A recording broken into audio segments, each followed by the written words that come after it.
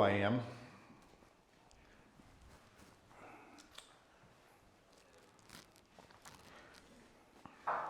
What's up, everybody? This is B Rich, and you're now tuning into BSL Podcast. I got a special guest today. We're out here in Edmond, Oklahoma. This is season 2, y'all.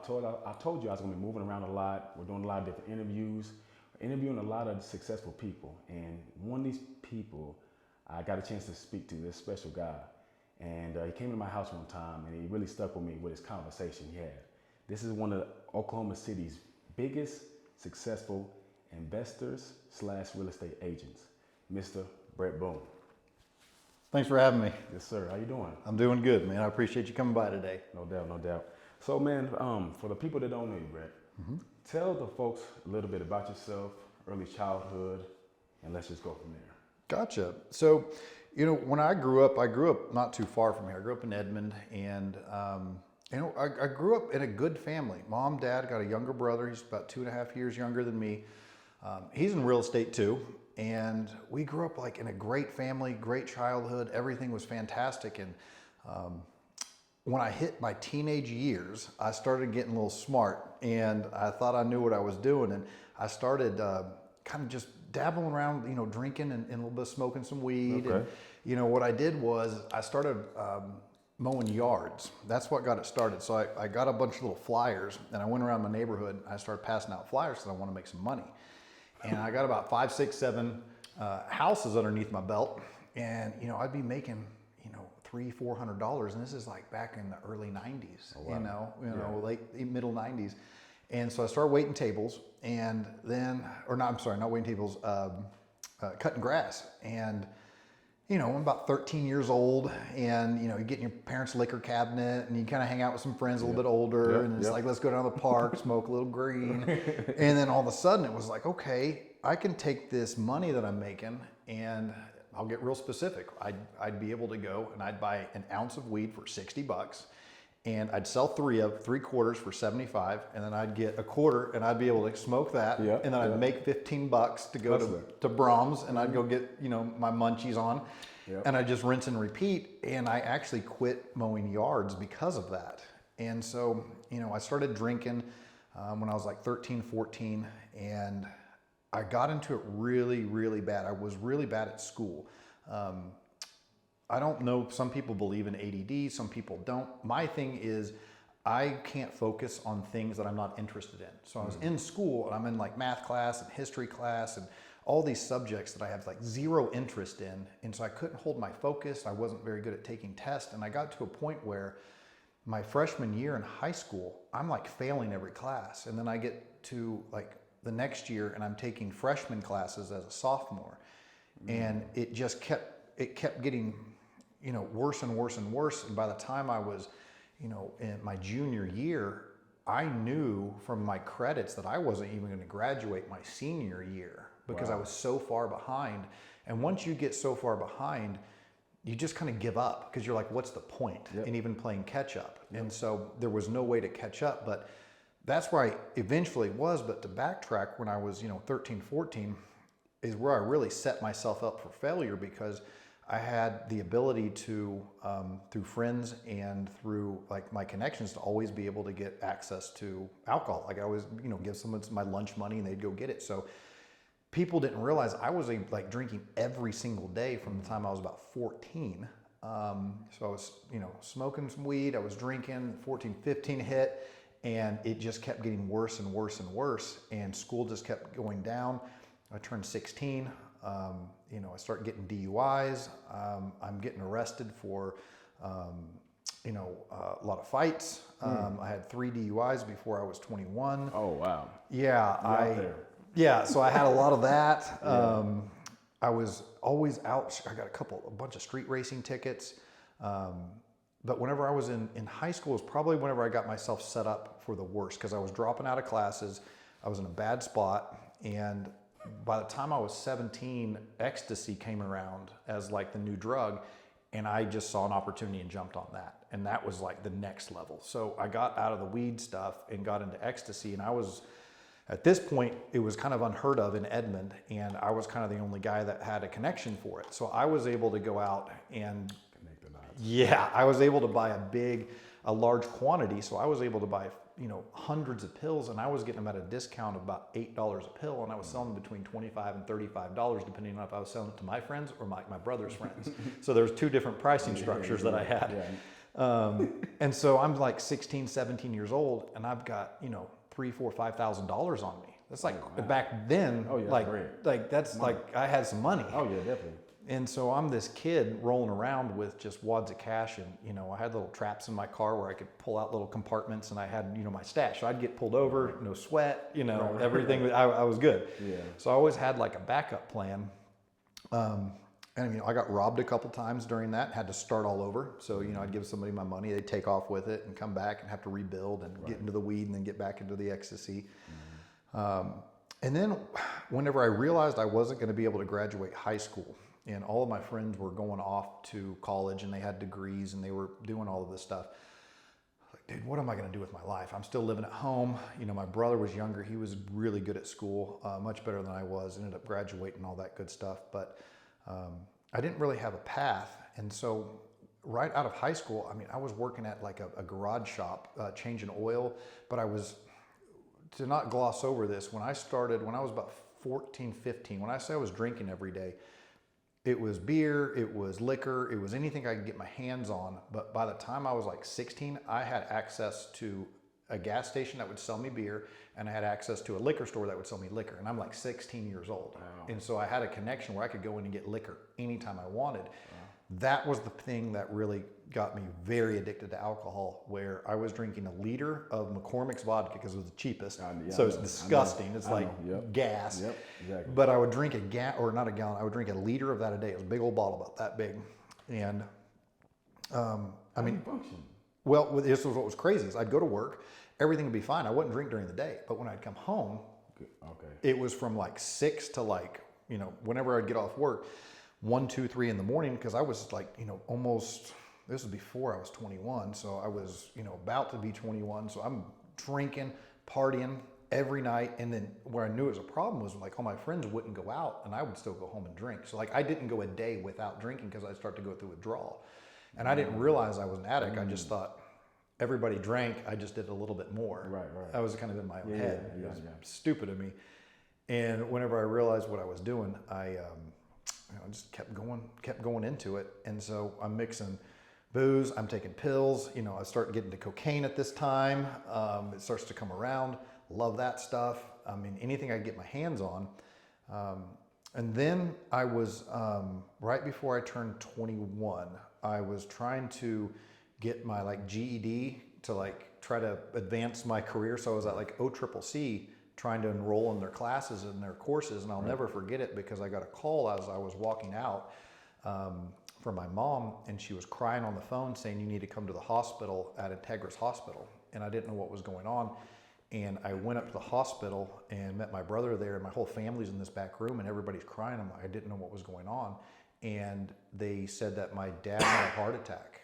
And I was like, well, where is he? And they're like, he's dead. And so I walked around the corner and I was able to be with my mom and my brother, and they showed me I'm in in a waiting room, and there's an operating room right next to this waiting room. And I look in and I get to see my dad laying on a stretcher with tubes coming out of his mouth. His shirt's all cut up, and, cut open. They just operated on him, and he had a heart attack at his house, and he pretty much died before he hit the floor. And so I'm trying to do this, go in there. So when that happened, that's when everything just really spiraled out of control. I didn't know how to deal with it. You know, if you've never seen a dead body, much less your father, and you didn't expect it, you didn't see it coming. Right. If you've never had someone pass away that's close to you, and especially unexpected, it leaves you with a really weird feeling. I don't know how to explain it, but you almost start, when you leave and you kind of let this settle in, a couple days go by, trying to just process it. Yep. You start walking around and you're almost looking for him. Mm-hmm. You start looking in rooms. Are you in here? He's not, but there's this weird thing. Yeah. So you're everywhere you go, you're looking for your dad. You're where is he? So he's not alive, but you're not looking for like a body. It's not, he's not going to be there, but your mind is looking for him. And that just put me into like a real big spiral. We had a house that we grew up in that I was still living in at that time. So I was like this big adult baby still living at home, 21 years old. And when that happened, my mom was left with everything and she couldn't support and sustain the house. And so we had to sell our childhood home and sell everything. And because of that, my brother and I split up, and he got an apartment, I got an apartment, my mom moved out, and we had basically our whole family just like exploded. So dad's dead, mom moves, and she's, now single, having to deal with this. My brother at this time is also, pretty much an alcoholic and doing a lot of cocaine as well. But he's got a pretty good job, and I'm off on my own. And I remember this is a very kind of a wild connection of thing. My dad sold point of sale systems. So if you ever go to a restaurant and you order food and they like put it into the little computer system and it goes back to the kitchen, or you put a drink in and it goes to the bar, all that system that all connects, that's what my dad would sell to restaurants. So every restaurant has to have a system that all kind of talks to each other. It's called a point of sale system, or POS. And he sold the system to Sushi Nico. And Sushi Nico was a place that I waited tables at, or I was getting ready to. And so my dad knew the owner and sold the systems to there, and he taught all of their staff how to use the system. And so I didn't know any of this until later.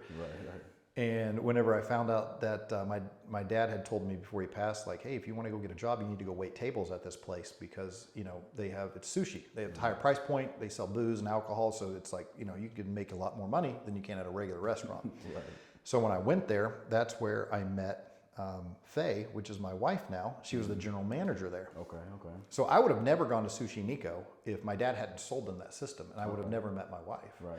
And so my wife was the general manager there, and I was a server, and that's like a no-no. Oh yeah, definitely. Yeah, that's a big no-no. But that's all I needed to hear was it's a big no-no, and so I started, pursuing her, and of course I'm a full-blown alcoholic at this time, drinking every single day. It's at its full-blown peak. We're going out on the weekends. I'm doing cocaine. I'm doing pills. I'm doing anything I can. But I was able to wait tables, make a couple $100, go to the bar, go get hammered, and I start talking with Faye, and we start dating a little bit, and it turns into one thing or the other. And I left my apartment, and we moved in together, and at her place, and started dating. So when you met your wife during that time, did she know you were, an addict at that point?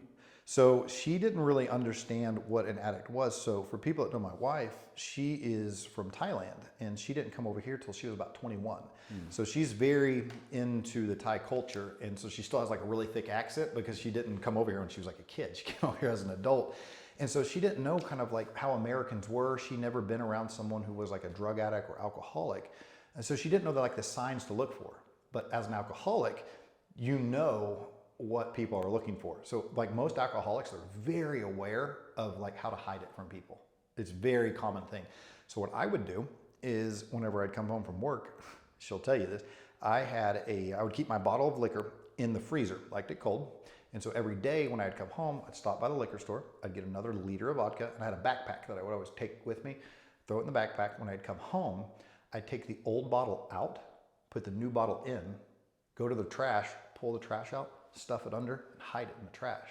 She thought it was the same bottle. She didn't know. Rotation. Okay. She didn't know that I was constantly rotating bottles. Okay. And she didn't know how much I was drinking, because I'd get a big 44-ounce, I had this big styrofoam cup or a plastic cup, and I'd fill it about halfway up with ice. I put almost the whole bottle in there, about 3/4 of it, and I put just a little splash. I put a top on it, and so all she saw me was just sipping on this one thing, and it was like 24 shots in there or something. It was like a lethal amount of liquor. It was a lot. Yeah. And so no, I had a system. And so she actually thought it was the opposite. She thought I was such a lightweight that I would get drunk and be this kid getting drunk who couldn't handle his liquor. While she didn't know, I've got more alcohol in my body and my system that most people can't even handle. They'd be puking, throwing up, but I've had a tolerance since I was 13, 14 years old of building this up. And so now I'm dating her. I'm 22 years old, and no, she had no idea. Wow. And it eventually ended up coming out. I mean, that only lasts so long when you're living with someone. Right. And yeah, she knew I had a problem with it, and it caused a tremendous amount of stress and strain. You know, when you're an alcoholic and you black out most nights, or you don't remember, you wake up and you don't remember what happened the night before. So you're having to apologize for the things that you said and the things that you did and the mess that you made, or the thing you tore apart, or, you know, just whatever the fight, the argument, the you know, the misbehavior, whatever it was the night before. That was like a normal part of my life, was like just screwing something up and trying to fix it. What do you think was what was the thrill or the feeling you got from the drinking, the cocaine, the pills? What was it that kept drawing you in to keep doing it every single day? Yeah, I mean, we're creatures of habit. And so whenever you get into a rhythm, one, I never had gone through withdrawal. So I had never at this point, like, even tried to quit.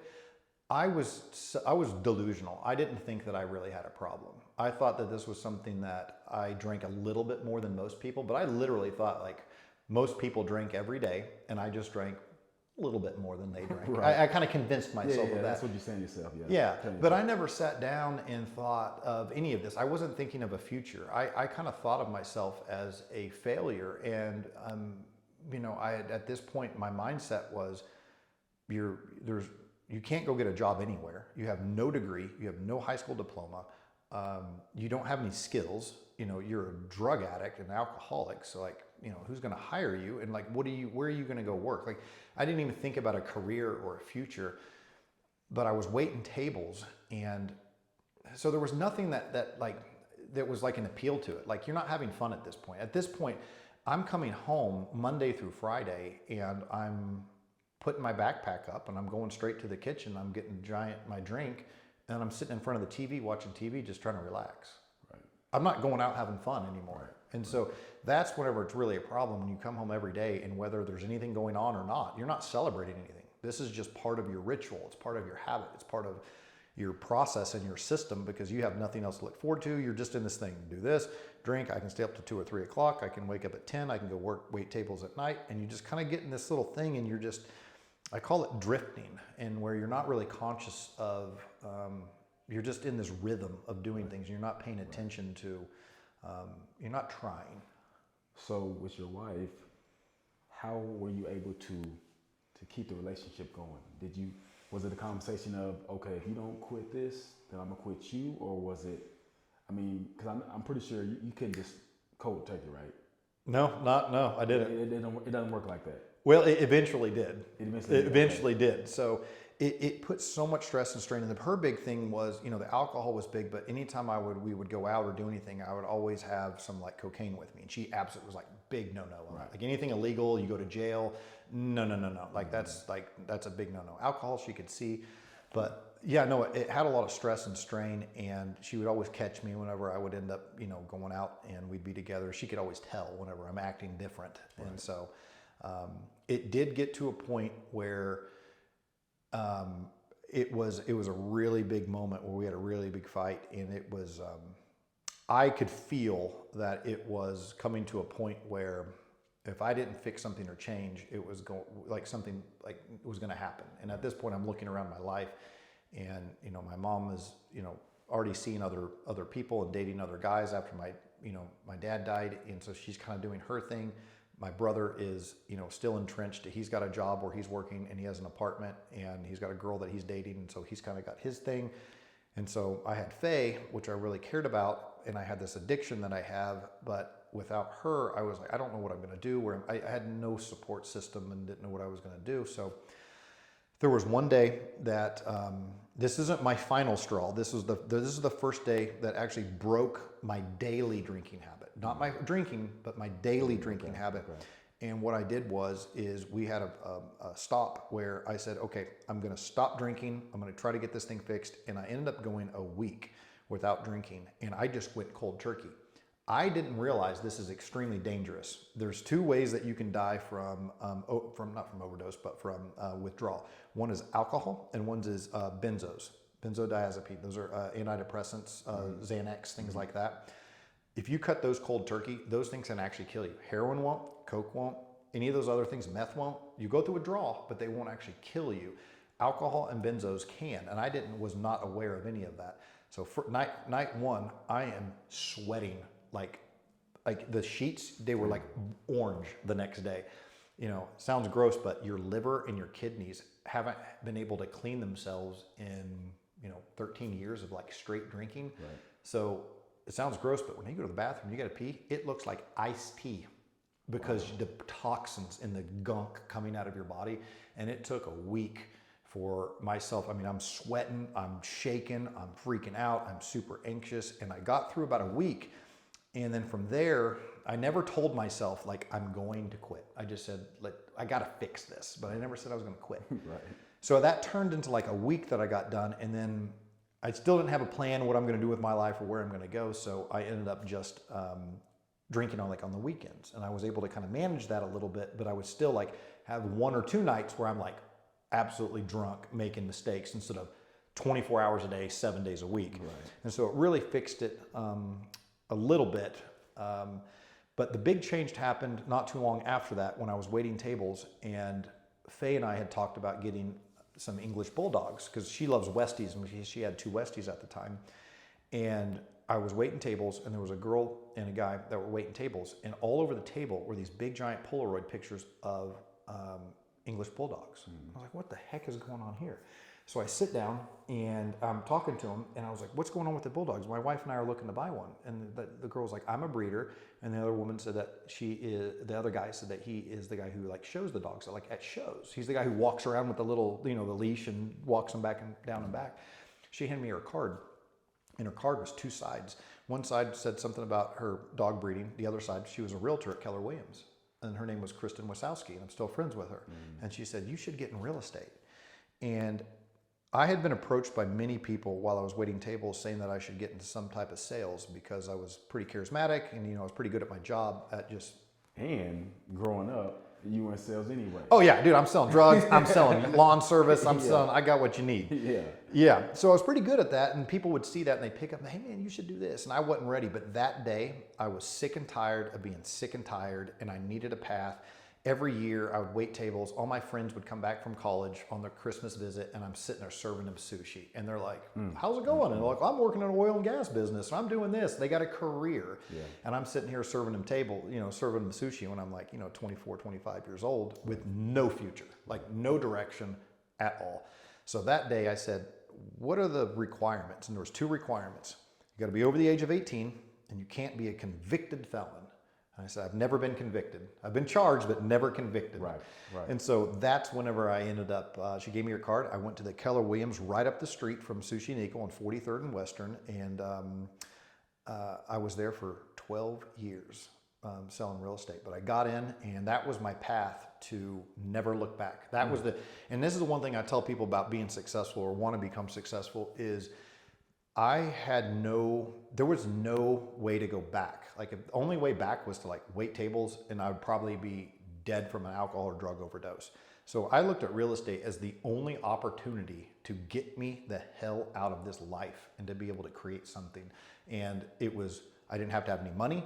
I had to go get my license, and I had to go sell other people's product. And so whenever I found that out, my light bulb just went off, and I said, that's what I'm going to do. Right.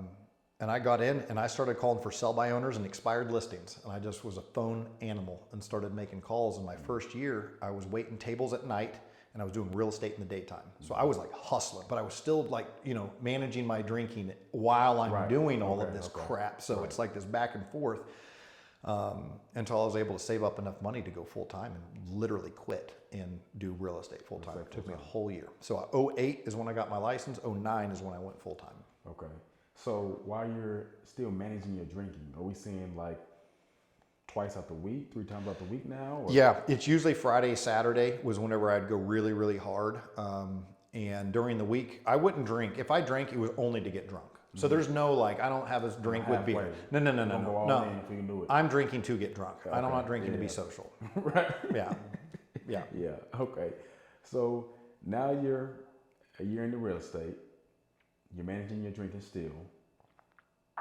Yep. How's that going for you? Well, it was going okay. I thought I had it under control. And you have these people they call them functioning alcoholics, functioning drug addicts. And that's exactly what I was. And everybody who knew me, I would show up in a suit and a tie every day, looking good, feeling good, high energy. I mean, I was on point. I was trying to do my thing. I was invested in my company. I was invested like in my education.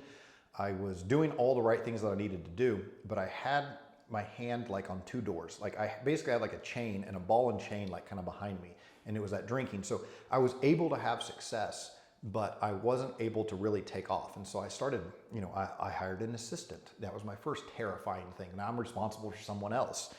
And then I started hiring agents, and started going well, but I hit the ceiling and I didn't know what it was. I didn't know what was like really holding me back, but this is what really came down to it. So people don't realize this. This is how hard I would go. I would drink so hard and do so much cocaine on Saturday night. I would be up until Sunday morning at like 7 or 8 o'clock, like Sunday morning. So I would stay up. I would be up all day Saturday, and then Saturday night I would go out and I would just get absolutely obliterated. I'd have a couple grams of cocaine on me. I'd come home and I would do that all night till 6 o'clock in the morning, and then I'm up to like 8 or 9 o'clock on Sunday before I even go to bed. Right. And so now I'm going to bed and I've got way more alcohol and cocaine like detoxifying, like going through my body. I'm not eating healthy at this point in time. I'm not eating drinking enough water. And so I'm waking up Sunday at like 4 or 5 o'clock in the evening, trying to piece myself together. So imagine how I show up on work Monday. Right. I'm still like halfway hungover on Monday. Right. Yeah, hungover, drunk, Yeah. all that. So I'm going to work on Monday like hungover, not feeling good. So Mondays were like, dude, I just want to get out of here. Let's just get as much as we can done. Let's power through it. But I'm gonna call it quits a little early. Tuesday I was like 70%, but still just like mentally just like, dude, man, I went too hard. So I wasn't all focused on what I needed to be doing. I still had this thing. By Wednesday, Thursday, and Friday, you get 3 good days out of me. So you get Wednesday, Thursday, Friday, and then Friday, it was like, I'm out, party, and then Saturday, hard, and then rinse and repeat. And that's what was holding my business back from like going to that next level. And what I didn't realize, or I realize now, is I was trying to get to 100 transactions, close 100 deals. That's like a big, get the triple digit number. I'm 4 or 5 years into real estate now, and I'm managing this thing, and I get to, let me see this. I wanted to get to the point where I ended up quitting. But there's a story behind the whole quitting thing that ended up happening. So I'll tell you what the result. The result was when I quit drinking completely, the next year, I went from like 89 transactions to 173 in 1 year. So at what point did you just stop? So this would have been January 3rd, 2015 was the last day that I ever used. And that night was a unusual night because it was a Saturday, but it was January 3rd. So New Year's was like 2 days before that. So it was kind of a weird week. And then right before that was Christmas. So you had like a lot of time on and off work with the holiday season. And during one of the holiday parties, there was I ended up winning one of these gifts, Dirty Santa gifts, and it was a bottle of absinthe vodka or liquor. I don't know if you ever had absinthe, but it is some nasty stuff. Yeah. It's crazy stuff. It's got like a mild hallucinogenic in it. Right. And it's like 100 proof. It's crazy. So at this point in time, I thought I was the man. I had like gotten my first Lamborghini at that time. I had it in my car. So I'd saved up some money, had that, but I'm still like drinking and partying and doing this stuff. But I thought I was like this cool guy. And me and my brother and Faye came back to my house where we had moved. And my brother, so Saturday night, and I get this bottle. Me and my brother are super aggressive, and we're like shot for shot. So we kill that bottle in like 5-10 minutes, just sitting there. And we keep drinking, keep partying, and we look at each other, and we're like, you want to go get some drugs? And we're like, yeah, let's go get some drugs. So we told Faye, which at this point, she's like, knows exactly what we're doing. She's like, you guys, no. Right. So we say, we're going to go to the gas station, and we get in the car, and we're really drunk. But me having so many DUIs, I was like, Brad, do you want to drive? Oh, so brother's driving. So brother, we get in my Lamborghini. Oh, Okay, at like 2 a.m. Oh, yeah. And this thing has like no exhaust. It's straight pipe, no mufflers, no catalytic converters. This thing is like, it wakes the neighborhood up. And it's a 6-speed manual too. So we go down to the south side. My brother's got a connection with a guy named Diablo, which is the devil in Spanish. That's a cocaine dealer. And we go down there and buy about $1,000 worth of cocaine at 2 o'clock in the morning. And we come back to our house. And at this point, Faye was waiting for a call from the police that, you know, we got in a car wreck and we're dead. You know, she thought we were going to die. So we go back, she's locked her and the dogs in a room, and we're like, we got the room, we got their theater room. So we go in there and we're just doing blow all morning. My brother gets to a point where he's like, man, I'm gonna hang it up and go to bed. Okay, I'm gonna sit here and finish this. Okay. Yeah. So I'm gonna sit there, and it was about 6, 7 in the morning. About 7 or 8 in the morning, because the sun was completely up. It was daytime. And I go to the bathroom, and I'm literally like unzipping my pants just to like take a pee. And right when I do that, lights go out. I wake up looking up at the ceiling with my body collapsed, completely fallen in the shower, smashed my head, almost cracked my rib. So I'm standing in front of my toilet, my shower's right here, and I went unconscious. I had a toxic overdose is what it was called. And what happened was I lost consciousness, fell down, and I wake up and I'm in my shower with half my legs hanging out, half my body, and looking straight up at the ceiling. And I woke up and I was like, okay, I know that I'm on the floor. I don't know what happened. I might be dying. I got to figure this out. So I sit up, and the weirdest thing happened. Every pore in my body started almost squirting water out of it, like sweat. And what it was is my body I didn't overdose from having too much cocaine in a very short amount of time. That's how most people like overdose. They just do too much in a short period of time, have a heart attack, collapse, and die. This was me doing so much cocaine for like 7, 8 hours straight that it built up into my system. And it's called a toxic reaction, where it's almost like if you have too much of anything, it's going to be toxic. You can take too much Tylenol and die. So I was taking too much cocaine, and my body said you had enough, and it was sweating out. It was a reaction that your body has whenever it's trying to get something toxic or poisonous out. So my shirt, my clothes, you could wring it out with a rag. You could look at my skin, it was pale white. You could see the veins like through my face. I looked like you could like see through my skin. I was all sticky and pale. And right when I woke up and that happened, I had a seizure. My whole body locked up. My arm. You ever see people get knocked out and their freaking arms get stuck? That's what happened to me. I woke up and I was fine, and then all of a sudden you could feel it kind of creep on, and it was like, and it felt like every muscle in your body was just having this cramp, and it was hard for me to breathe, and I had to kind of like break out of it.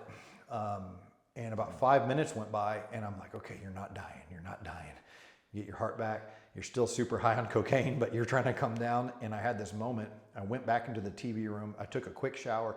I found out that I wasn't dying. I go back to the little TV room, and I'm just sitting there contemplating what the hell just happened. Faye woke up.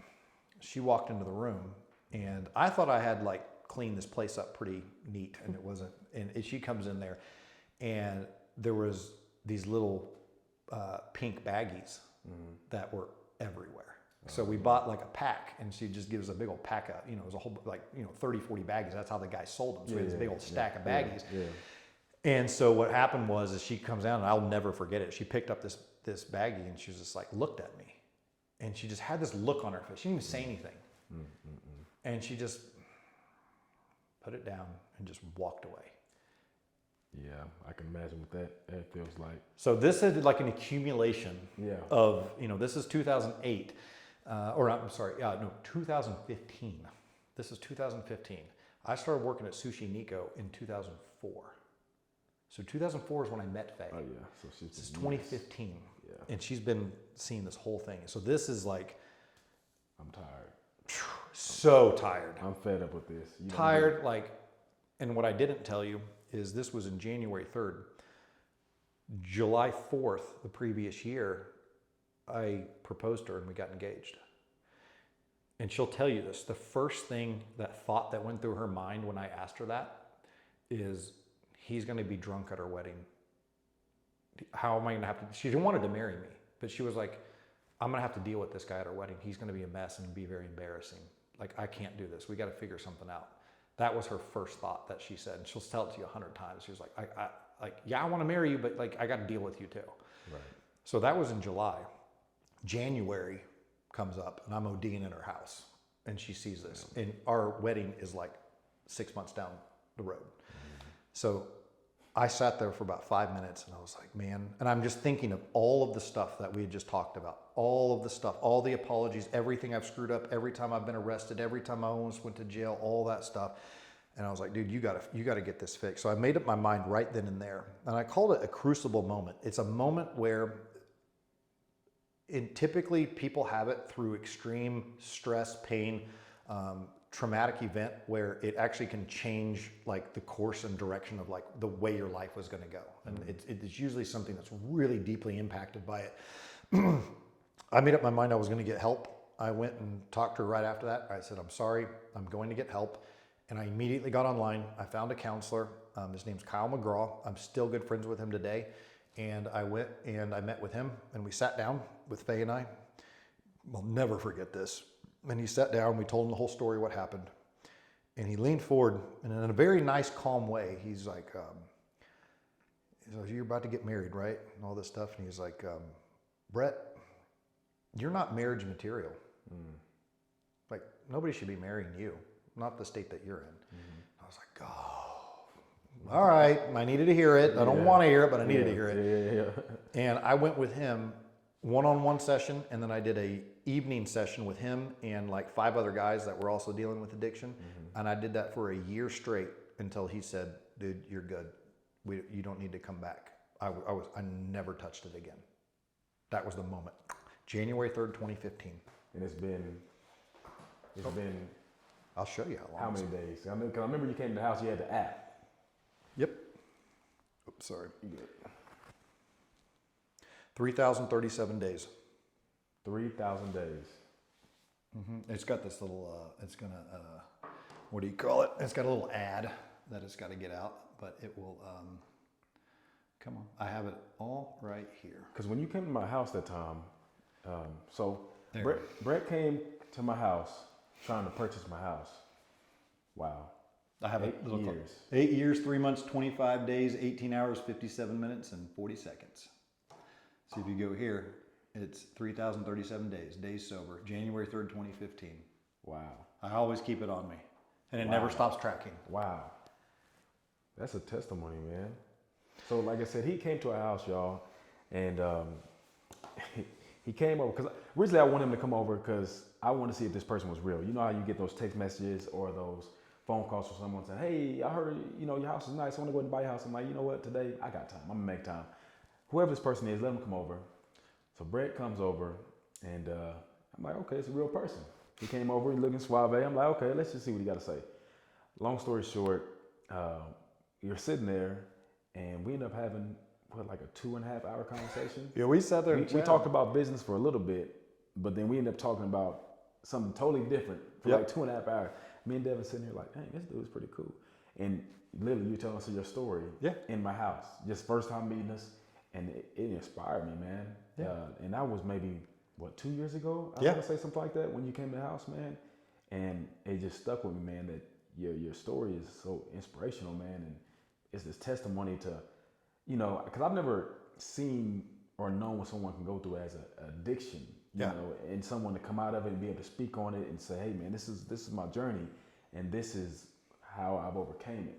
And so that's one of the reasons why I even started my podcast in the first place. Yeah. So people can share their stories and talk about, the struggles and then also how they've overcame situations. Because your story right now is a success story to someone else. Because there's someone right now that's struggling with addiction right now. Yeah. And, they're not able to even overcome it or even try to, just take a step forward in trying to get through that process of, releasing themselves from addiction. So that's why I wanted to ask you, what made you just stop? And it sounds like the love of your life. Yeah. And you felt like you were in that moment where I might just lose this woman. Yeah. And to help other people when it comes to making the decision to get sober or kind of coming to the terms to like wrestling with the idea, because for a lot of people it is, most people are like in some sort of denial. The amount of people, and to talk about addiction, like people think, when they think the word addiction, they think that you have to be a homeless person on the street sticking a heroin needle in your arm. Yeah. But it's the soccer mom who's drinking at noon while our kids are at school, drinking 8 glasses of wine, which is 2 bottles of wine a day.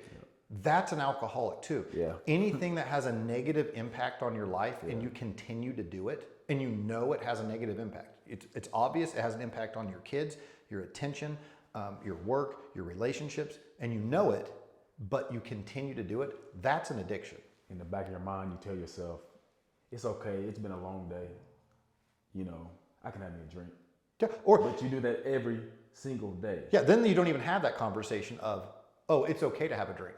It's, I deserve a drink. Right. You don't even think, oh, you don't have to convince yourself anymore. Right. You're past convincing yourself. Right. That's the beginning stages. Now it's like, I deserve a drink, or who are you to tell me I can't have a drink? Right. This is my life. Right. I'm going to do what I want to do. This makes me feel good. Right. You know, I'm drinking because of you. Now we're in a real bad spot. So you can see it's all about your perception of how you're looking at it. So I tell people this, change the way you look at things, and the things you look at change. And so what I mean by that is, like, you could sit here and you could have anything that's in front of me, and you could say, this is blue, and I say it's green. But you're looking at it from your point of view, and I'm looking at it from my point of view.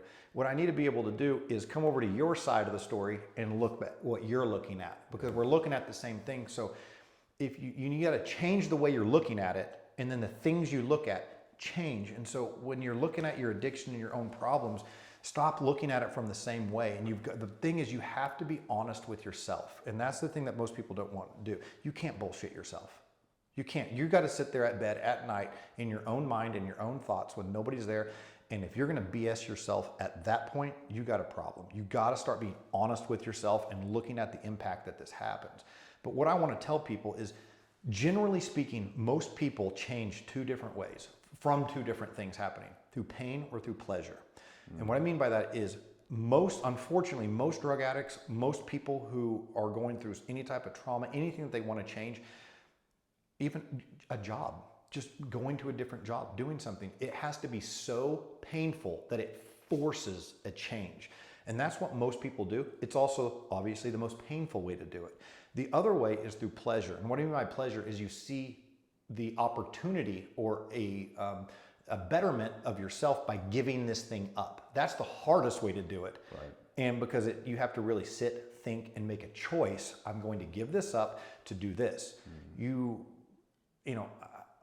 don't want to get to the point where you're saying, okay, I'm going to quit drinking because I just got arrested for the 5th time. That's a way of doing it through pain. So most people, unfortunately, they have to get to this spot in their life where it's so painful that it actually forces a change, or they could lose people, or they already have lost people.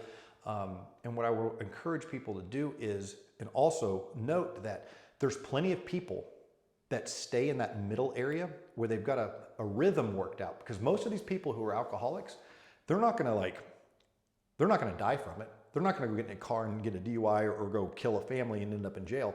Most alcoholics manage it. They raise a family, they have a kids, they have a spouse, they do this thing, and they just go through life drifting, halfway conscious, and they can just get away with it their whole life, living in misery, and you never get to that super ultra painful place, but you also never slow down to think to change for the positive. Right. So you just stay in this middle ground. So you either have to like wreck your life where it's like this 50-50. You're going to die or you're going to change. That's a very dangerous place to be. Or you're going to, through education, through lifting yourself up, through getting around the bad crowd that you're with, through, getting in a new environment, whatever it is, to make a choice to say, I need to change. And what I would encourage people to do is, if they hear this, to be able to make the choice to change. Don't wait till it gets there, because it might not get there. Yeah. You might just live the rest of your life in this miserable existence, and it's like wearing a backpack, and every week you're putting a brick in it, and by 30 years later, you don't even realize the weight that you're carrying. Right. And all of a sudden, when you quit, you take that backpack off and you can fly. And that's what happened when I went from 80, 90 transactions to 173. Right. All I did was quit drinking, and I was able to give more. I didn't do anything different. Right. I just kept applying myself. I just got 100. You got 100% of me. And look where we are right now. Where we at? We're in. So this was a building that we bought 2 years ago. Yeah. Y'all can't see everything I can see, man. But this facility, this building, man. It's nice, man. You come in here, man. You instantly get motivated. you get motivated. I know I came in here and got motivated. Just do more. Whatever I'm doing, my hustling, I can do more. Yeah. I need to do more. Everybody can do more. Yeah, definitely. I mean, it's weight room, nice offices, look at this table. It's loaded in here, man. I'll share a video. It's nice. Yeah, we've got about 6,000. We have right at exactly 6,000 square feet, 2-story building that we bought from an oil and gas company. And yeah, you got the tour of it earlier. And we went all out on this place because we wanted a place that people are proud to come to work. They're happy. Right before you came, there was a guy upstairs, and one of them doesn't work for me. And one of the guys that does work for me, Cam, he said, he's like, "Hey, can I bring my friend up here and show him around?" Every employee who has ever worked here always brings their family because they're so happy and proud to show their people where they work. Yeah. That's why we went above and beyond and bought a place that was this nice, because we didn't need it. We don't need something this nice, but our clients appreciate it. But most importantly, the people who work here, they have a nice place that they come to work, and they can say, go home and be like, where I work? I have this place that I work. And it makes them happy, and it makes me happy to be able to provide, to be able to give back. And it's been a long, long journey, but I want people to know that you can accomplish so much. I mean, it was 8 years ago. I overdosed and was literally broke, trying to get married, almost lost my wife. I was a mess. I mean, I didn't just kind of mess up. I straight up OD'd on cocaine. It's pretty bad. And I just want people to know that most people won't get there. Don't let it get there. Don't get there. And there might be people who don't have that bad of a life, or they don't think it's that bad, because many of the years I was happy, I was having fun, I was drinking, but I didn't examine it. What I wasn't doing is I wasn't advancing. So whenever you have someone who is like that, I've lost at least a good 10 to 15 years of my life from an educational and maturity standpoint. Because when you're drinking like that, you're not maturing. Right. You're staying in the same 21-year-old brain is not growing and thinking. So whenever by the time I quit, I still have the mind of this young 20-year-old kid that never, matured. And so I had to play a lot of catch up. And when you get to a certain point, you start looking back on your life, because I'll be 40 this year, and I am behind. What I mean by behind is my wife and I, when we got married, because of my drinking, I wasn't dating, I wasn't seeing anybody. And, I met my wife, but we weren't able to progress our relationship to what's next with us. It was literally just dating for 10 years of dealing with me drinking and us partying, but not having a future. No, we didn't sit down and was okay, we're going to get married, we're going to have kids, we're going to do this stuff. And so now that we've got this behind us, out of the 8 years I've been sober, 5 of those years we've been trying to have kids. And so my wife, I don't even think I told you this. I think I've seen it. Did it? Okay. I did see it so on Facebook. Congratulations. Yeah, thank you. She's actually due in June 1st. So we've got a little bit of a month, and we got a little girl, Victoria, on the way. There you go. But I look back on it, it's the most exciting time of my life, but I'm almost 40 having my first child. And the only reason that is because I delayed our relationship because of my immaturity and my drinking, and I wasn't able to progress the relationship. It wasn't even on our mind at that time. But had I been sober, you bet your butt it would have been on my mind. I would have been doing something to help myself, to help our family. And so now that's a big regret that I have, because what's going to happen is, I've got friends that had kids whenever they got right out of, high school and college. They've got 13, 14, 15-year-old kids. Right.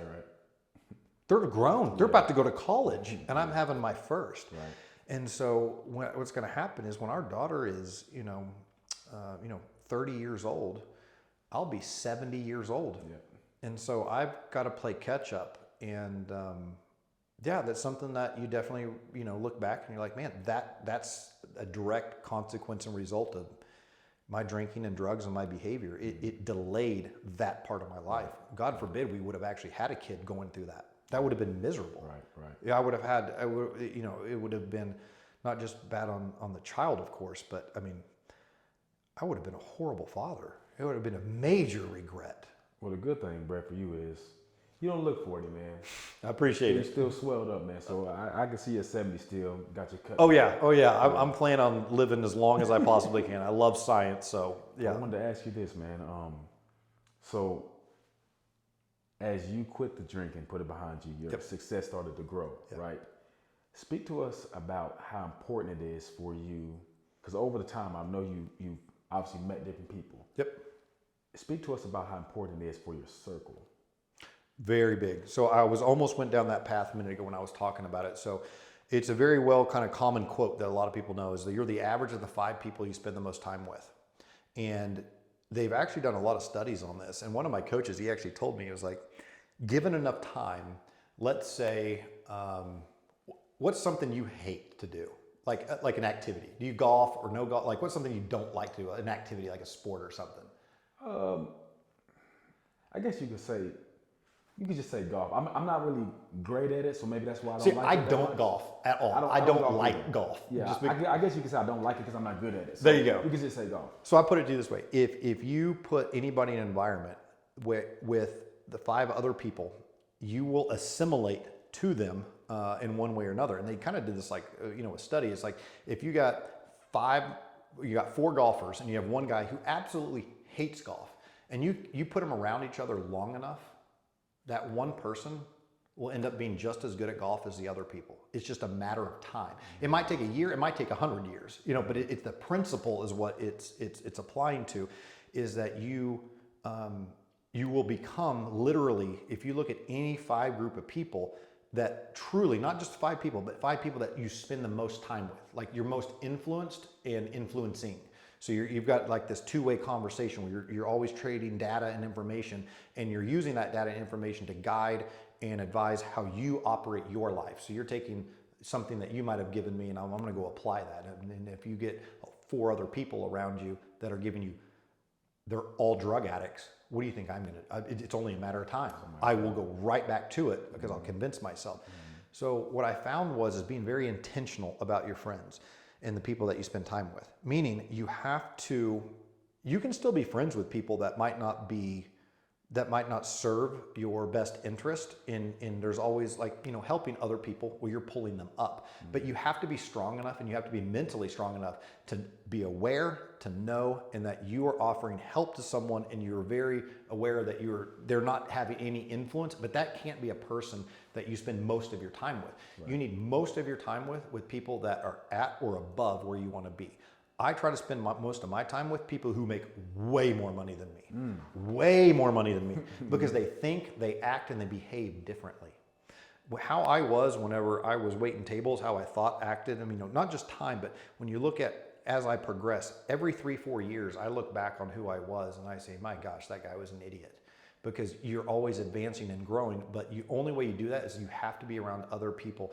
Because it's not just like, and what I mean by successful, I'm not just looking at like how much money is in their bank account, because I've looked at plenty of successful people that are horrible husbands, that are horrible fathers, that are, operate with no integrity, that are habitual liars, that are managing a drug addiction. So you can't look at just one thing, and I call it like the wheel of life. And so if you have a wheel, a tire, and you want to go on the highway, that's what it's made for. It's an equal circumference.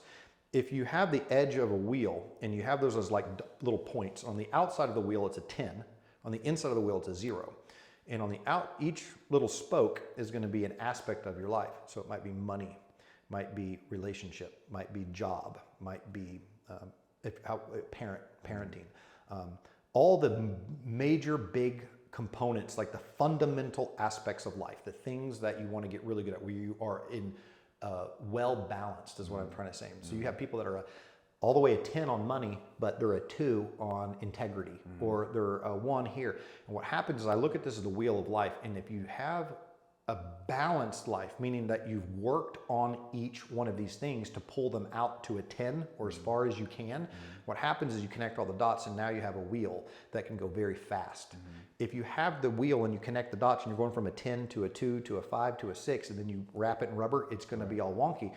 Try to go fast on the highway with that. It's going to wobble, it's going to shake, it's going to vibrate itself, and it's going to explode. And so what happens is whenever I'm looking at the people that I'm spending time with, I'm not just saying I want to be around somebody who makes a lot of money. It needs to be someone that you aspire, that has those balances all worked out. And when you really look at it like that, you're not just looking, you're looking at a person who is a good person, a good human, and they have an incredible capacity for income. So to be able to earn and make money, they have to have that balance. Those are the people that I look at.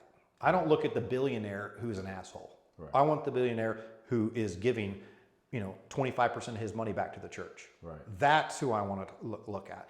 So whenever you start meeting these people, and you'll find that you'll find inspiring people, but they're kind of dirt bags underneath it. You don't like that. Right. So it's having these people. So that's the 5 people, but you're looking at all aspects of their life and look at your life. And what will happen is they will help balance you out and work on those things that you didn't work on.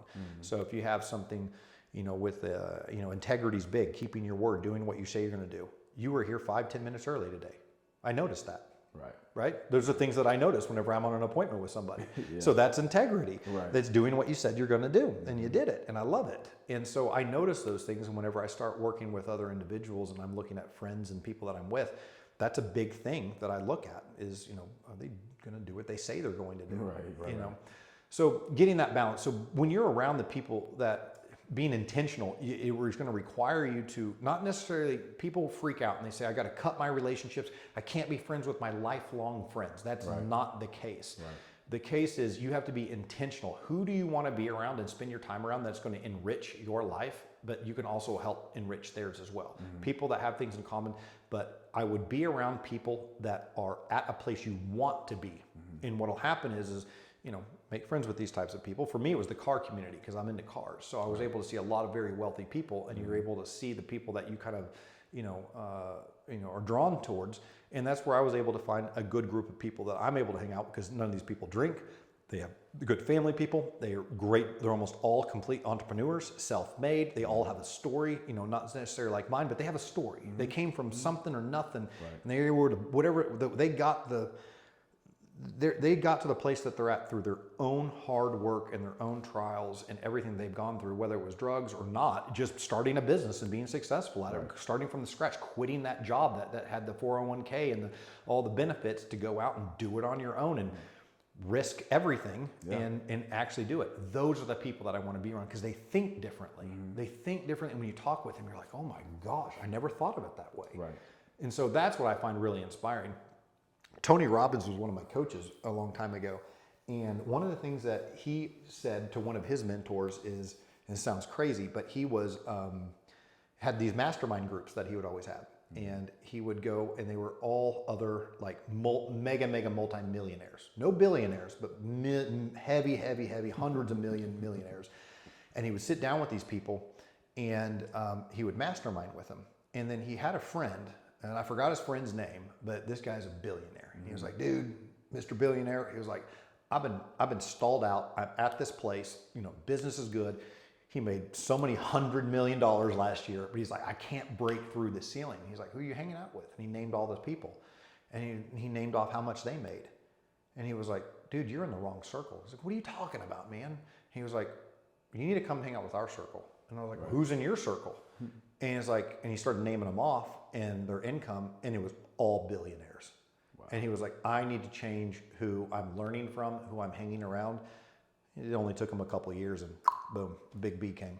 Wow. So this rule and this law applies to everybody, and it will pull you, but you have to make a choice. Otherwise, there's that old saying, it's like, never argue with an idiot because they'll pull you down. Like if somebody's going to be a not logical person, it's almost like the group of people that you hang out with. There's going to be people in your circle, and they won't do it intentionally. It's just they're at a place in their life that they are stuck. They're in a victim mentality. All the world's problem, all my problems are because of what everybody else did. I'm in this horrible position because of what you did, and it's not my fault, and I'm in this place. Those are the lowest of the low. When you're a victim, you can't be helped. Right. Whenever you have victimhood mentality, and I have to tell people, you have to participate in your own rescue. You can't come save a victim. A victim has to be ready to not only hold their hand out, but be able to get up and then run with you. You can't drag a victim to success. They have to participate in their own rescue. And so that's the lowest, but you've got to get away from those types of people and start getting to other people that will pull you up. Elevate. Absolutely. I wanted to ask you, Brett, man, what are some of your goals you got for this year, man? Big goals, big goals. So My first short-term goal is, my wife is due in like 5 weeks. So I've got some time that I'm going to take off. But now that I've kind of refocused my future, now that we've been waiting to have a family. And so now that we know a family is going to be here, what's important to me has changed. And because we didn't know if this was going to happen or not. Right. And so the most important thing for me is to be a father that is going to have the ability to be present and not miss anything, not miss any time, being able to have the freedom to leave, whenever I want, be able to come and go, and be able to, like the time with my daughter and my family is going to be the most important. So in order to do that, I have to have a structure. So I have to have a system in place so I can one day retire. So of course this year, from a real estate standpoint, we're buying 4 to 5 homes a month right now that we're actually personally buying and holding. But we're also, last year we sold 300 homes, retail homes. So we want to at least do 350 homes that we actually sell this year, which should be about 70 million in volume in actual like property value that we sell. But then we have our investment side. And so we need to get to 5 homes a month every month. And if we do that, we'll be on pace. So my retirement goal is to get to 1,000 doors. 1,000 doesn't have to be, when I say doors, it can be a house, it can be an apartment complex, but 1,000 doors that are paid off, producing, and if on average, if they're producing $1,000 a month, that would be $100,000 a month. That would be 1.2 million per year. After taxes, I should net about $1 million a year. That would be that's the 5-year goal. If I can get there to that, I can take my hands off the wheel and I never have to work again. But it's not that I'm going to stop at that, but that's the threshold that I have to get to in order for me to feel comfortable stepping away. So between now and my daughter's 5th birthday, my job is I want to have the ability to never work again, but I'm going to choose to work, but I want to have the ability to wake up in the morning. If I want to go to the park with my daughter at 10 o'clock on a Wednesday afternoon, damn it, I can do it. I can go. And I don't have to think about it. So that's what's really important to me. And my goals are aligned with my, directly with my family. And so it has nothing to do with anything else, but it has to do with freedom. Right. Being able to have the time and the ability to move whenever you want. My wife's from Thailand. Her whole family lives in Thailand. She's the only sibling here in all of the U.S. So we want to build a house in Thailand and go back and help their family and be able to spend, sometimes 4, 5, 6 months over there and then come back over here. So, those are my goals. I don't know if that was as specific as specific as you wanted, but that was it right here. Yeah, but I wanted to ask you real quick. So, at what age do you feel like you started seeing success? What age do you, financially, just being in the room with the right people? What age was that for you? Because you had a lot of years of, as you say, just trying to get it together, going through addiction.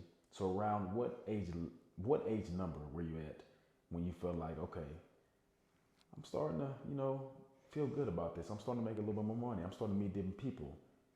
Where were you at? What age was that? So I would have been 22, 23, 4 to 5. I would have been about 25, 26 is when I first got my real estate license. Okay. So when I was waiting tables, so when and there's kind of like, I also wanted to break down, like, there's these, success is it's relative, and it is to each person's individual experience. Right. So I was out of high school. I was working at a garage shop changing oil underneath cars, making $8-9 an hour or whatever it was. Then I'm waiting tables. And so as soon as I got into real estate, it took me a full year to really, because I was struggling. I wasn't even selling a house a month. It was like 3 or 4 houses in my first year. I don't know how many it was, but it wasn't very much. But I was able to, get $8,000 is what I had in my bank account when I quit Sushi Nico. To kind of put that into context, I didn't have a bank account when I worked at Sushi Nico because I was cash. I didn't have a bank to go put money into. I just had cash in my hand. So I didn't have a bank account. So whenever I was able to go get a bank account and actually start depositing a check into it, and I wasn't spending like everything I had in one day, because I would go, when I would wait tables, I'd go spend, go to the bar, buy my booze, go to the liquor store, and I'd save, 20, 30, 40, $50 for rent, and then it would just like, but that's all I had no other play money. I had no vacations, anything like that at all. So my first level of success that I started feeling was I was in my early 20s, and I was actually able to make some sales. Again, I'm still dealing with my drug addiction and alcohol, but I actually felt successful. I mean, I got to a point where I bought a Lamborghini when I was in the middle of my drinking. So, I went out and, that was a whole damn story all by itself. I almost went to jail for that too. Give you an example. I'll tell you a quick story. I was going to go get this Lamborghini. I had saved, this is just straight up. I had a house that I sold for $1.4 million. I got a $40,000 paycheck off that deal. I had been looking for cars online, and I knew that this paycheck was coming in. I found a car that I wanted in Maryland. I told the guy I'm going to buy it from him. I got my approval from the bank, but I had to put like 20-something% down. Before that check, I had booked a plane ticket to Maryland to go get this car before my closing, on the same day that the closing was happening. So the closing happened at like 3 o'clock in the afternoon. I'm already at the airport at the bar drinking martinis. So I end up having that check. My wife got it. It hit the bank account, and I'm in the air to go pick up this freaking car. Keep in mind, I'm at the bar. I had 4 martinis before I got on that bar. There's like 3-4 shots in each martini. I get on the plane. I had my 2 tickets to drink my booze. I had 2 girls that were sitting next to me that I was just a drunk maniac. They gave me their tickets. I had like 6 more drinks. I was wasted on this airplane. I get off the airplane and I go get an Uber driver, and I tell this Uber driver, let's go party tonight. I'm buying a Lamborghini. And this guy gets in the car. I said, let's go find some girls. Keep in mind, I'm engaged at this time. He takes me to a strip club. I go inside, pull $600 out of the bar to buy a bottle of liquor that I had no business drinking. I black out. I wake up in the hotel room, standing there with my Uber driver and the manager yelling at me to stay in my room. I had blacked out, passed out. They threw me in the car, took me to my hotel, and I was running around the hotel looking for drugs, thinking that I could get a hold of drugs. So I'm on my phone, and my brother and my wife, I had called both of them. Where's the drugs? I mean, just wasted. I ended up going out and getting that car the next day. I mean, it was the biggest mistake I ever made. But that was just an example of like where I was at, thinking I was successful. I'm going on this airplane to go to this stupid place, and I end up at a strip club with a stranger I don't know, blacking out, waking up at 3 o'clock in the morning with people yelling at me. I get up that morning, and I have to deal with my wife and my brother and everybody. Like, what is going on? You're supposed to be going to go pick up this car. And it's just one thing after another. And then, wasn't too long, I ended up driving it down and overdosing on cocaine and, in that same car. Golly. Yeah. So just story, man. Bad stuff. So what I'm saying is you can still be successful, and people saw me as a successful person, but I was a dirtbag, idiot, alcoholic, drug addict that would steal from you. I would get in a fight with you. I had no problem going to jail. Like I had a chip on my shoulder, but people saw me as like this guy that was successful. So I had money and I was doing well, but my life was a mess. And so like, that's what I'm saying. You got to really be careful about who you hang out with, because other people would want to hang out with me. It's Brett, he's this cool guy. Like, no, he's got this cool car. But you get to know me and it's like, Jesus, that guy's got a problem. That guy's got a serious problem. So yeah, that was the reason I ask is because I don't know why I was thinking whatever success may mean to someone came a little bit later in the years for you. So mainly I asked that question because I wanted to speak to someone that feels like I wasted the last 8 years. I haven't got it together yet. I see this person doing this, person doing that. I don't, just like you felt when your friends would come in town and you really didn't have anything going for yourself. I wanted you to kind of speak on briefly just some encouraging words for someone that hasn't really found out, really what they want to do, or just give some encouraging words to someone that, hey man, everyone's on their own different timing. Yeah. I think about that a lot. One of the things I look at is kind of where I'm at, because I keep looking back on it. One thing we don't get back is time. Time is the one thing that's the most valuable thing that we have. And the older you get, the more it becomes real. And I keep using this term because I'm literally about to be 40 this year, and I keep saying that, and it's like this, there's nothing substantial with me. I don't care about my age, but it's kind of like a marker that you're like, you're halfway to 80. And, when you look at people that are 40, you would think that I would have thought that I would have been further in life, that if I had myself, clean. And so I've been down on myself in the past of, man, it's not that it's too late, but I started late. What if I would have been hustling this hard when I was 21, 22? Like, where would I be now? And so it's never too late to get started on what you want to do. And I hear that a lot, but it's usually the younger people that are on a path that they don't know that they're on a bad path because they're so young. It's like, I can always change later. I can always get this thing fixed. Let's just have fun for now. And the one thing that you always look back on when you get older, it's, whenever you're a kid and your parents, you have so much potential.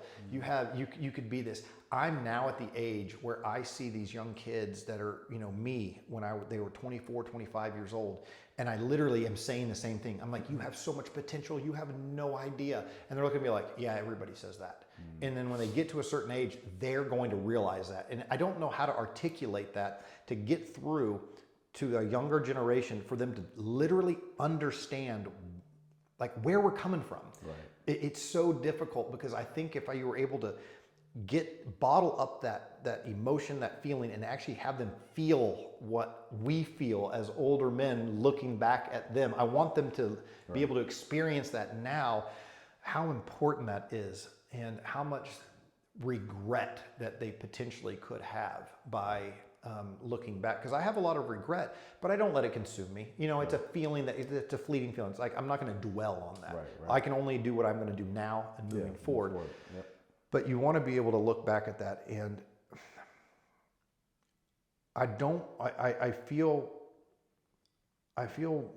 hurt and frustrated, and because when I say frustrated, because I want to help people, but sometimes I can't because I want it more than they do. And so that's one of the things is like, if the person you're trying to help, they have to make the choice that they want to give up the drugs, the alcohol. They have to want it. And one of the difficult things is whenever you're at a place where I'm at, where I have clarity and I can see other people and I want to be able to help them. Like, I will try to help them, but they're like, man, I'm okay. I don't want any of that. And they don't see the place that they're in. And so, take a look at the people that you're hanging out with. Look at the habits that you have that don't serve you. Jordan Peterson I follow him very carefully, and he said, you want to know where to start? Sit on the edge of your bed and think about one thing that you should change and you will change. Just one. Start small. Just think of one thing you should change and you will change. So just one thing, okay? It might be, I know I stay up too late. I'm going to go bed an hour earlier. Yeah. Start small. But that is the mentality that if you can start adopting that type of a mindset, that the hardest thing is taking that first step. Because once you start taking 2 steps, 3 steps, you get momentum. Once you get momentum, you get addicted. So they have that thing called the hard 75 or something like that. Yep. So the idea behind that is to be committed for a short time, but it's also long enough to create a habit. Yes. It generally takes 21 days to create any type of habit or to break any type of habit. Right. So the idea behind that is you get past that habit phase and you just becomes part of who you are. And so the biggest thing for anybody who's listening is, where do I start? Where do I begin? Where do I do this? What's the first step? And they get in their head and they call it analysis paralysis. They start analyzing what they should do. They analyze it so much that they get paralysis and they don't move. And they just stay there by analyzing it. Right. So they don't get anywhere. So what I would say is momentum is huge. Anytime you set a goal, if you take action within 24 hours of setting that goal, you're 85% more likely to accomplish that goal than if you wait after 24 hours. Right. There's a lot of science behind that. So action is very important. So not trying to get it perfect, but just take action. Do something. If it's like, man, I just need to get healthy, go for a walk. You don't have to go run a marathon. Do something. that takes that little small step. If it's getting in shape, if it's giving up, an addiction, if it's just something to perform your life, if it's reading a book, if it's getting out of a bad relationship, whatever it is, you've got to sit down and think: what is one thing that I could do, that I should do, that I will do? Right. That's the thing. What will I do? Yeah. You got to find something that you will do. Just find one thing. What will you do? Not what you should do. You know you should quit drinking. Right. You know you should quit doing that stuff, but you're not ready for it yet. Right. Let's start here, okay? And then let's work our way there. So taking action is probably the biggest thing. But the other thing is, like, I tell people to change the people that you hang out with. And this is a big one, because they start thinking, I don't know anybody. Where do I do? I don't know. I hang out with 5 dudes, and I go to work and I hang out with 5 other people, and that's like all I do. How am I supposed to go find new friends? I tell people, find something that you're interested in.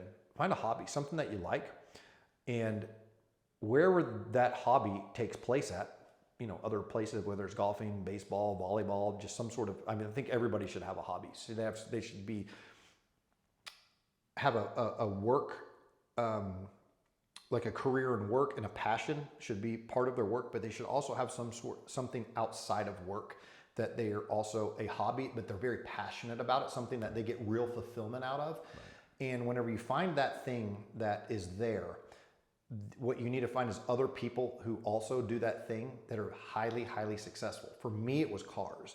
So everybody's got to find their one thing that's kind of their thing outside of work. That's like their thing. Find that, and then find the people that do it, and then find the best people in that group, and just kind of work your way up, because you want to find people that you have something in common with. Right. You don't want to go to a bank and be like, can I talk to the president? I want to be friends with him. Like, what do you want, dude? It's gonna be weird. So you want to find, you can't just be like, I want to go hang out with successful people. It's find something that you have in common and start assimilating and associating yourself with these types of people. Yeah. Those are some action steps. So, like, what can you change on yourself? Look at the people that you're around. And start working out the people in your life that aren't serving you, and be aware. Like, the thing is to be aware, and I call it being awake. And what I mean being awake is like, okay, sit and think for a minute. Just think, sit and breathe with a clear headspace, and look at your relationships.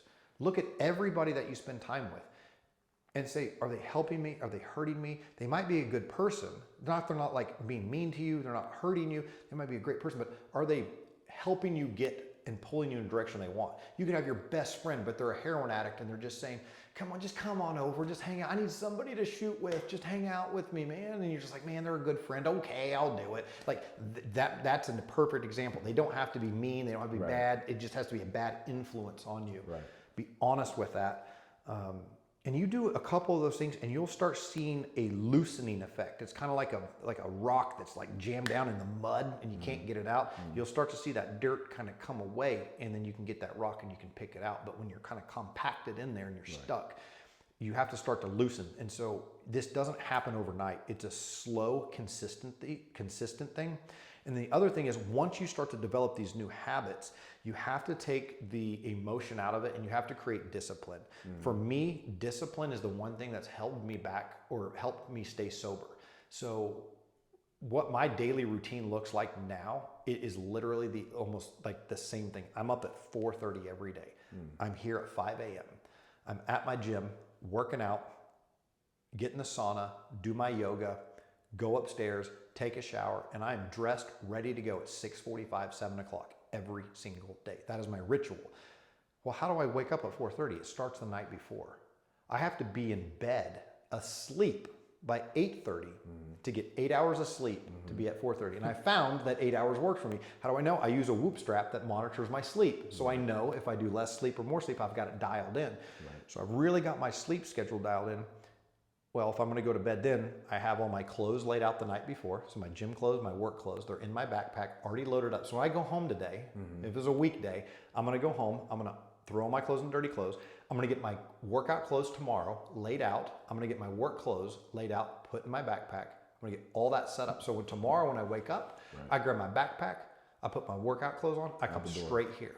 When I come here, Upstairs, I get my shower ready, I got my towel ready, I got my lotion, my face wash, everything, I pull it out, I get it laid out, I come to the gym, I come straight upstairs, my towel is already hanging over the thing. I get my towel and I throw it over the door, so when I get in the shower, it's already hanging there. Right. So I'm always like getting everything set up. Yeah. This structure helps keep me organized and focused. I also know that I have to eat 2 hours before I go to bed, so I eat between 5 and 6 every day. So if I go to bed by 8, I will have 2 hours, because I find that I sleep much better when my stomach isn't digesting food. You need about 2 hours for your stomach to clear it out into your intestines. And so you don't want your food processing, because it affects your deep sleep and your REM sleep. So all these little tiny fine things that I found out, and I kind of trick myself, but the discipline is what creates this structure, and it keeps me away from doing the things that I don't need to be doing. And so I don't ever wake up and I don't have the choice of, I don't feel like it. Kind of like you said, you did the hard 75, right? Okay. Did you do it? I did it. I completed it. Yeah. Okay. There you go. That's discipline, because It's you not did easy. it no matter what. And it's not easy at all. No, It's that's not the supposed to thing. be. But it takes discipline. Just because, twice, I work out too. Twice in a day, I don't. Once, I'll get in there. Yeah, that's easy.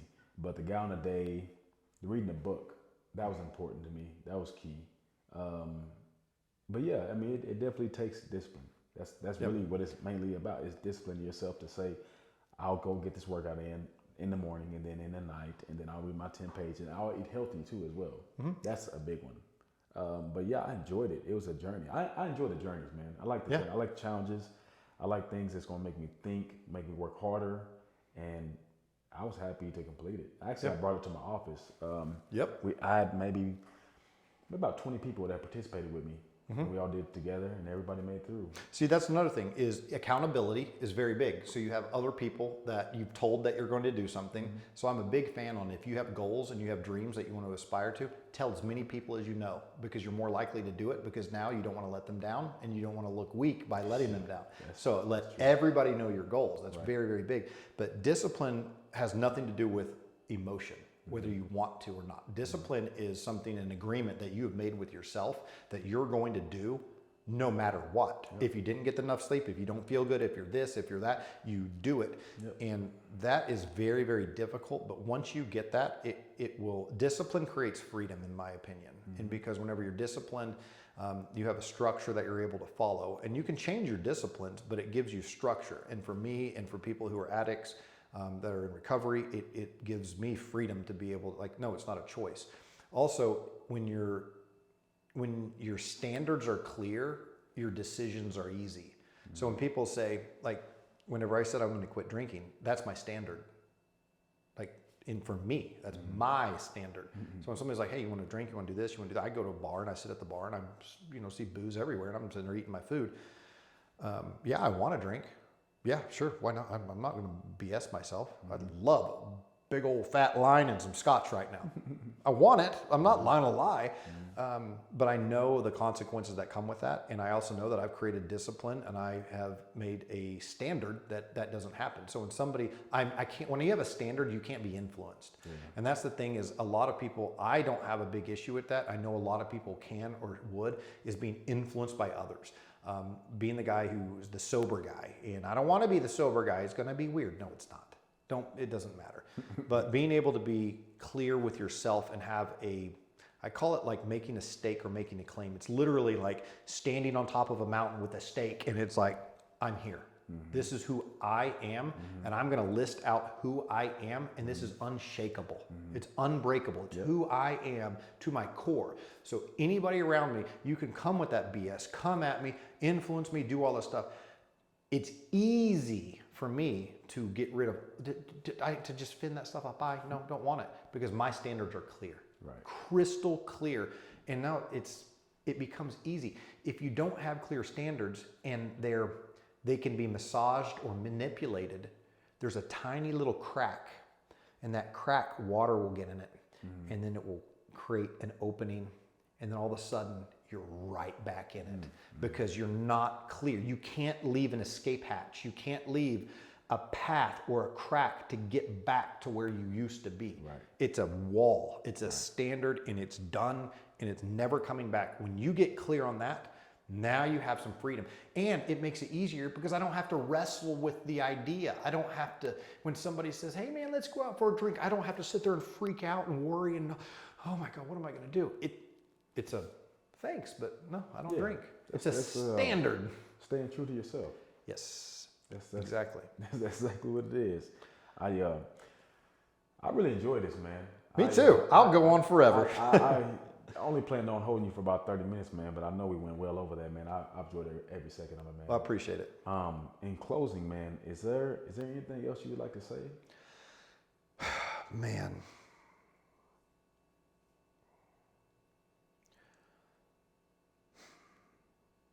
What I would say is one of the things that was really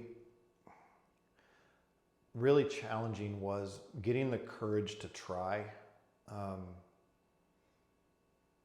We've talked about a lot, and I think I've kind of covered most of everything that I'm, really passionate about. But what I would tell people is take action with something. Everybody's situation's different, and everybody's whatever's bothering them, whatever's in their way, start working on it. And that can be anything. I don't have, if somebody's looking for a guru that's going to have a formula that says, hire Brett Boone as your coach, and he's got a system, and you just go to A to B to C. Everybody's path is different. So I don't have like this all-in-one, take this pill, do this workshop, do this thing, and it's going to fix you. I don't believe in that. I think it can work for some people, but there's not a uniform, everybody on planet Earth, take this packet, read it, and it's going to fix your life. That doesn't exist. Right. But to be able to believe in yourself and start dreaming of where you want to be. Everybody's got this idea of where you wanted to be. And I tell people this when they're kids. Oh, this gave me like chills when I heard this. Whenever you see a kid and they're young and you say, what do you want to be? I want to be an astronaut. I want to be a firefighter. I want to be doctor, lawyer. Yeah. One of the things that I heard, and I don't know where I heard it, but it was some sort of a mentor and a coach, and he was talking to somebody else that was, an adult. They were a grown person. And they asked him a question. They asked him, about their life. And this person was very unhappy with their life and where they were at. And he goes, at what age did you give up on your dreams? And that hit me so hard because most people don't look at it that way. They don't have a day where they wake up and they say, I gave up on my dreams. What happens is, like an addiction, you drift into it. It's a slow process that's an erosion. It's like water washing up against a mountain. It does it long enough, that mountain will be gone in a million years. It takes enough water to erode it away that you won't even realize where you're at, but to pay attention to that and take action before it's too late. But just get started on working on yourself. Take action, make a plan, and get some clear standards. You do a couple of those things and you are consistent with it and you don't give up. Get around other positive, influential people. Watch anything. Like, you have to be aware of your mindset and make sure that you're in the right mindset and you're around the right people, and just take action. That's what I would say. I don't know if anybody's told you this in a while, Brett, but you're definitely inspired, man. I appreciate it. And you've done well. Well, I appreciate it. And I hate that whenever people say, if I can do it, you can do it. Because that's another thing that people, when they've done it, it makes sense. But when they're in a place that they want to change, they hate to hear that. Right. I hated that. If I can do it, you can do it. When you've been where I've been, I mean, I almost did 5 years in prison. I thought I was done for assault and battery on a police officer with drug charges, DUI charges, I had no education, nothing. So like, I don't know what, the people that are listening have gone through. There's plenty of people who have way worse experience than I've had. So I'm not saying I'm the worst, but most of the time when I talk to people, I've gone through a little bit more. They're like, Jesus, that's pretty crazy when they get the whole story. And so I want people to know it doesn't matter where you're at. Pick it up and go, because you don't want to get to that rock bottom. Yeah. So get it and go. I appreciate it, man. You bet. I appreciate you, man. Appreciate you, Brett. This is Be Rich, y'all. Be Yourself Podcast, Season 2. letting my guy Brett Boone speak his truth. Hope y'all like it, share it, and subscribe. We out. Peace. Awesome. Dude, that was good. Dude, we went, How long was that, Brett? It's 4:49. I don't know when we started. You got here at